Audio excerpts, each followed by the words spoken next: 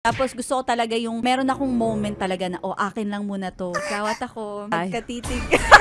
Ikaw ba gusto mo ba yung dahan-dahan o diretso agad-agad? Ay, depende sa sitwasyon, depende sa pagkakataon, depende sa oras ko. Pero mas madalas gusto ko mabilis. Para mabilis na rin ako matapos. Ako naman more on sa dahan-dahan. Para sigurado? Yes, basta I'll make sure na walang mga distraction sa paligid. Tapos gusto ko talaga yung meron akong moment talaga na akin lang muna to. Ikaw at ako, magkatitig.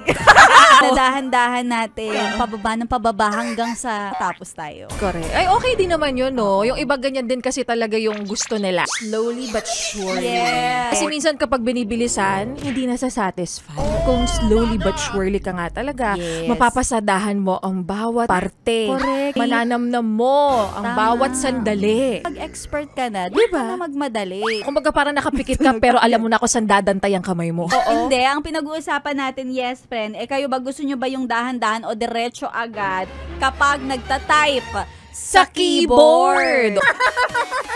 Napayes ka ba? Sa napanood mo, yes friend? Alam mo na ang gagawin mo, ha? Hit like and subscribe. And click the notification bell para ma-update ka namin. Kung gusto mo, mag-comment ka pa! Hindi ka namin iisnabin. Go, yes, friend!